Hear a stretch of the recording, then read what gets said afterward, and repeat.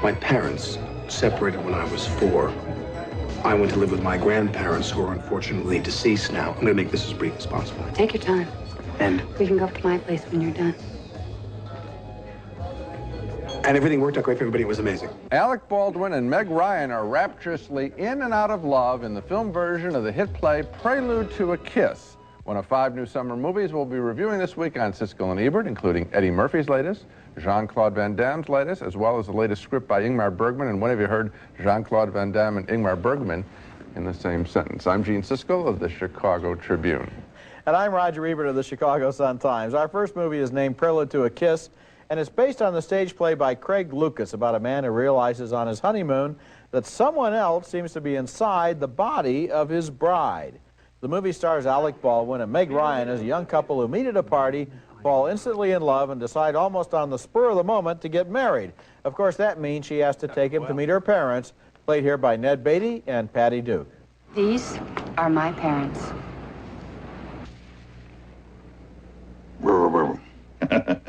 No, no, no, Daddy, no. That's my first bulldog. Everything seems like champagne and roses in their lives right up to their wedding day. I love you.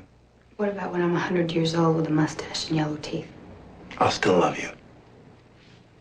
I'm sagging down to here, and I'm bald. I'll love you all the more. Sure. Yes, I promise. But at the wedding party, there is an uninvited guest. Who's that guy over there in the straw hat? Never saw him before in my life. You'll have to forgive us. But none of us seems to remember who you are. It's all right, Daddy. I only wanted to wish the 2 young people well. And perhaps to kiss the bride before I'm on my way. I'd be flattered. And so he kisses her, and perhaps that begins the strange transformation that this movie is about. Prelude to a Kiss is unusual for its thoughtfulness among Hollywood movies. There's one crucial dialogue scene about life and death that is surprisingly true and moving. Both Alec Baldwin and Meg Ryan do a good job of portraying those 2 young people head over heels in love who suddenly find themselves confronted by a great shattering mystery. But the heart of the movie belongs to Sidney Walker as that old man who delivers a wonderful performance that teaches us we have to look beyond the externals to see the person that we really love. Well, I think it is a very fine movie. It's based on a hit play, which I fortunately had not seen. So I did have the joy of struggling with the picture to figure out what was really going on, which is one of the pleasures, and it is a rare pleasure in American movies these days. Another rare pleasure is, frankly, to see an old-fashioned love story. A man and a woman in love, and really the joy. The opening part of the film is done very well, where this couple is continually surprising each other with this is fun, and this is better and better. And then the struggle of what happens when you get married and redefining love in your own terms. I liked it an awful lot, and I can see why it was so effective on stage. And I hope that a lot of people don't go around spoiling the secret of this film, because it's very intriguing. It's not just like all of a sudden something happens and you say, oh, that's what happened. No, you have to figure out, along with the characters, exactly what it is that has happened. Meg Ryan does a real good job. Yes, she does. You know, initially when I first saw her here, I thought, you know, it's another, it could have been Goldie Hawn, it could have been another slim blonde. She does an excellent job in this role. I really liked it. Okay, next film and our next picture is a ridiculous action-adventure called Universal Soldier, starring mesomorphs Jean-Claude Van Damme and Dolph Lundgren as a couple of quarreling Vietnam soldiers who kill each other and in a grand scientific experiment are brought back to life in the present day as robotic killing machines called Unisouls, Universal Soldiers. They chase each other in this life too. Van Damme as the good guy, Lundgren as the heavy-duty jerk.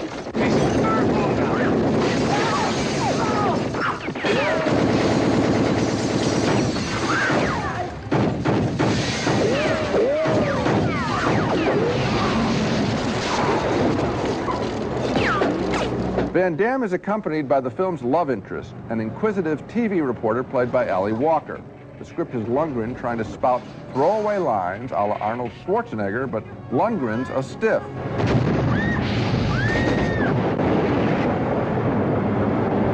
Are we having fun yet? Lundgren is also lame when he's on his own against the technicians who have developed the Unisol program. I'm giving the orders from now on. We have a mission to complete.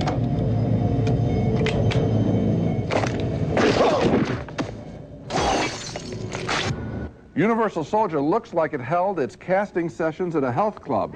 No one is more healthy than Jean-Claude Van Damme himself, as he asked the TV reporter to help him locate an implanted tracking device. Well, what do you want me to do about it? Look for something unusual. Something hard.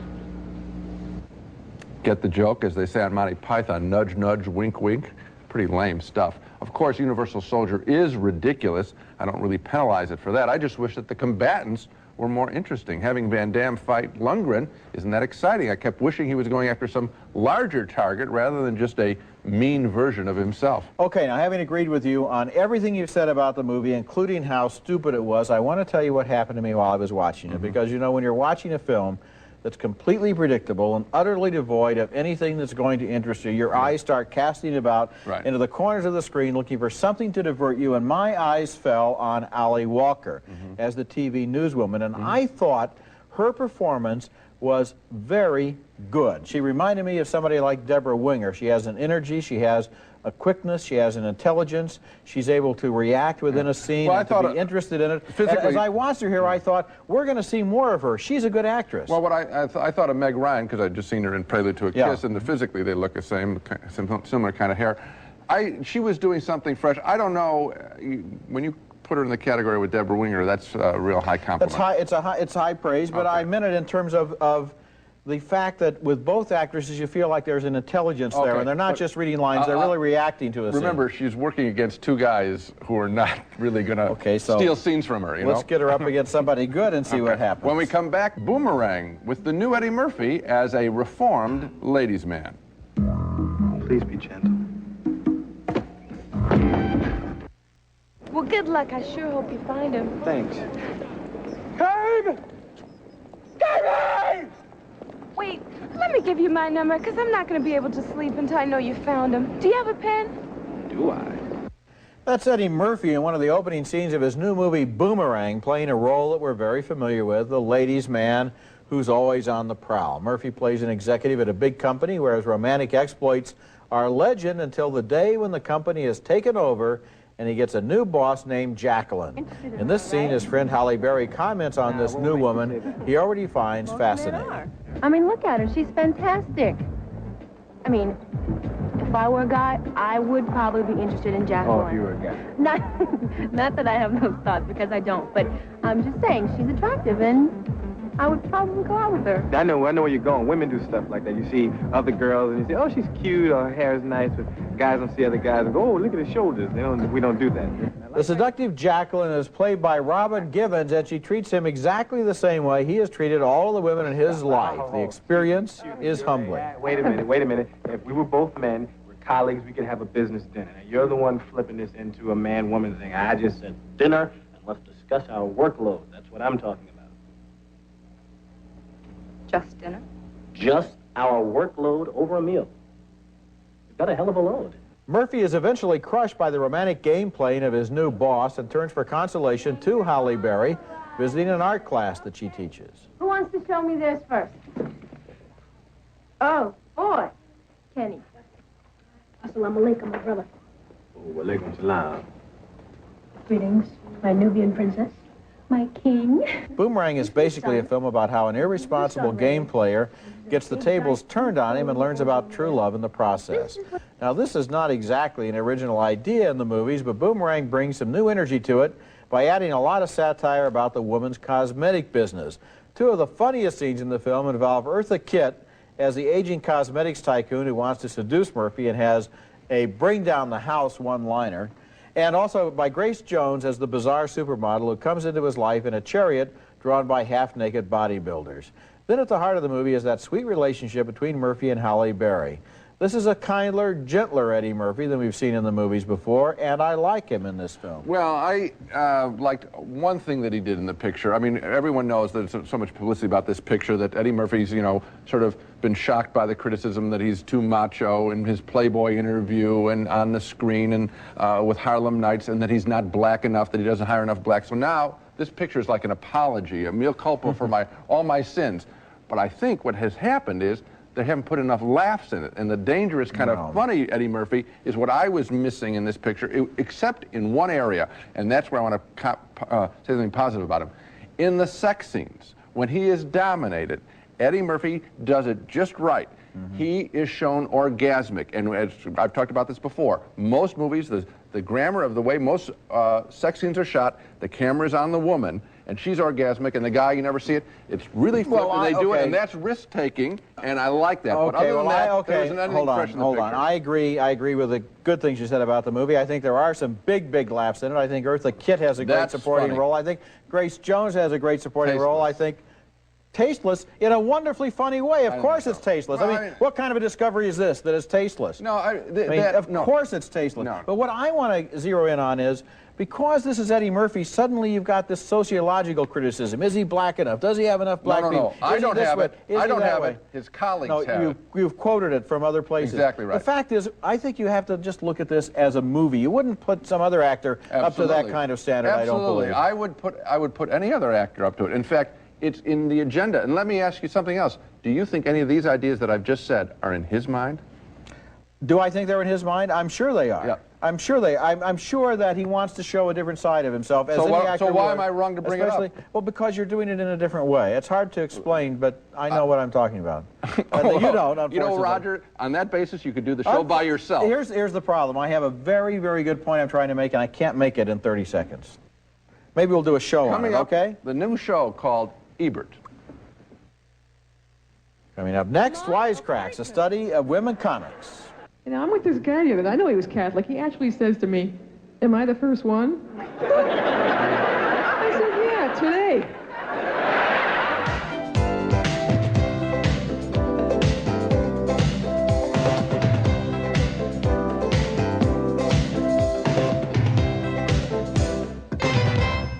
We always do this in an elevator. You walk up to an elevator, someone's already there, they're waiting, they've pushed the button is lit, we walk up. Obviously didn't push it correctly, I'll have to push it myself. And then someone else walks up and they push the button, you're like, "You idiot, I pushed it, he pushed it." That's Ellen DeGeneres, one of the very best of the new wave of women stand-up comics, which is the subject of our next film, the Canadian documentary called Wisecracks. We hear their life stories, their theories on comedy, and their jokes. For the first time, I was petrified. I was petrified. I was practically vomiting beforehand. And I got on, and I did great. And I still was petrified the next time I got on. I can't do these big Swedes from the Midwest either. You know, these type of guys, they always want to go camping or some absolutely ridiculous notion like this, you know? This type of guy is only happy if he can pee on a tree. You know what's weird about Texas is that I never even want boots until I go to Texas. One of the best performers is Paula Poundstone. I just wish the documentary had pushed her to tell in detail how she puts together a series of jokes like this. I went into a store that normally I would hate, had big heads of animals up on the wall. Usually I would hate that. This time I was like, let's shoot them again. I think the funniest comic in the film is Ellen DeGeneres, here trashing the way people write the word over at the bottom of their letters. Like, I need that there, because if it wasn't there, it'd get to the bottom of the page. And so Kathy and I went shopping, and we...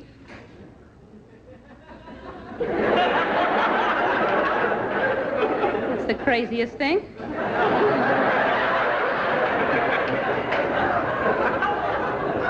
I don't know why she just ended that way.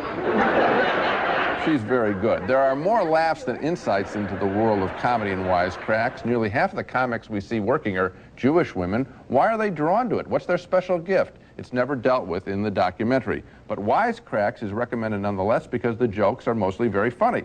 So I'm recommending it, I guess, more as a concert film than a probing documentary. And I'm not recommending it, and basically for the same reasons that you are recommending it for. I mean, if they're going to have a concert film, have a concert film. But the unfortunate thing is, this is presented as a documentary, and the questions are really softball, routine questions that elicit the kind of sound bites that you'd hear on the evening news. This is not a documentary, something that explains who these people are, how they create their art, and why they want to create it. It left me totally frustrated because the interviewer didn't ask any but the most inane questions, and they got back answers that sounded like they came right out of a press release in many cases. It looks like it's like just talking to the mic, and unfiltered stuff. The problem is that I was laughing a lot during this picture because of the material. So on the basis of it as a piece of entertainment, well, I already said this, it's funny, but it isn't, as you say, a documentary. Well, then that would be the only basis to recommend it on. When we come back, The Best Intentions, which won the grand prize at this year's Cannes Film Festival.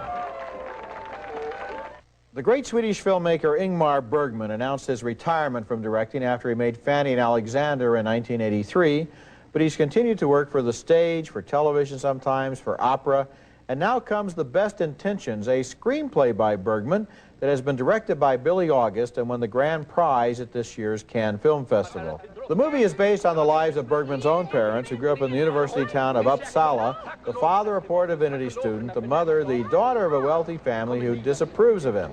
They're played by Samuel Frohler and Pernilla August. Hörru du, jag smickrar och svamlar. Det var för Djurgården högfärdig. Måtte inte vara riktigt klok. Stanna, Henrik! Sånt vad det gick åt mig. Jag måste till hotellet, borsta tänderna. Nu får det vara slut på de här fånigheterna. There is a complication, the young man's love affair with a waitress. His future mother-in-law bitterly wants to prevent her daughter from marrying this man. Det här kommer jag aldrig att förlåta. Vem kommer du aldrig förlåta? Är det mig du inte förlåter? Eller din vän? Eller livet, kanske? Eller Gud? But they do get married, and after a brief period of happiness, they begin to adjust to the cold, the poverty, and the hard work of his first parish in a poor district in the north of Sweden. In this scene, they've adopted a battered child who is so troubled that he actually runs away with their baby.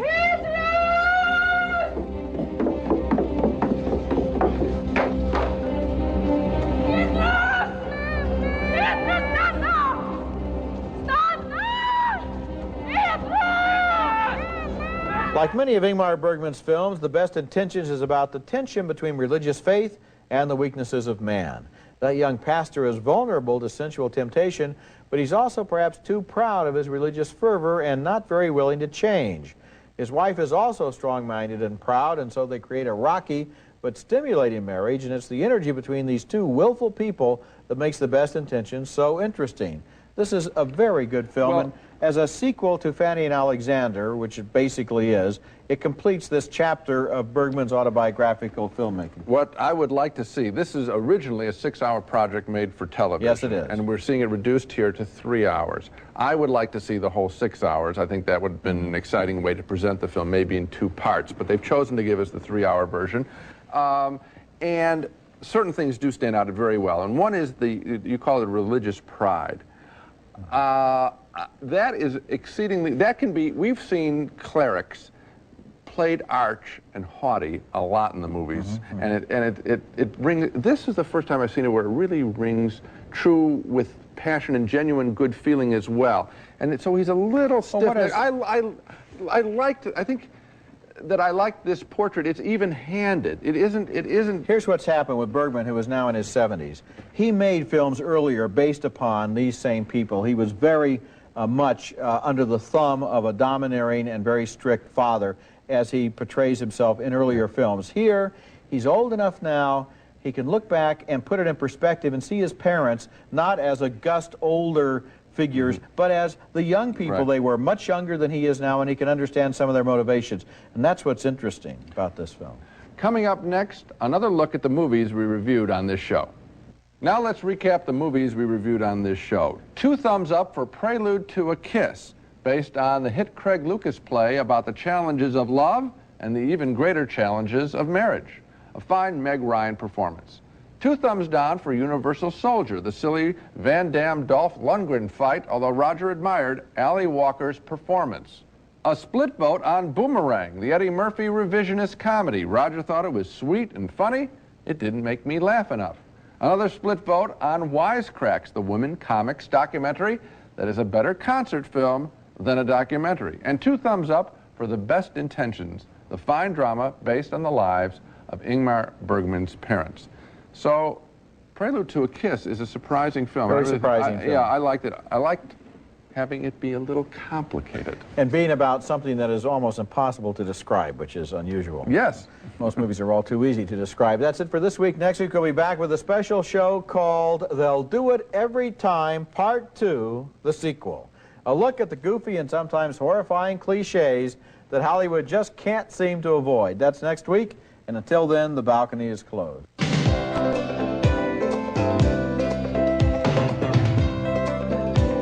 Chuckles, the great tasting chewy fruit candy. Fun to eat, fun to share. When you're at the candy counter, pick up some Chuckles candy. Aveeno skincare products with natural oatmeal. Aveeno soothing therapy for your skin. X-Lax offers a gentle alternative. Extra gentle pills for regular people who sometimes aren't. Use only as directed. Fa Shower Gel is an all-in-one cleanser and conditioner, so it doesn't strip your skin dry like soap can. Feel the difference of Fa, and you may never shower with soap again.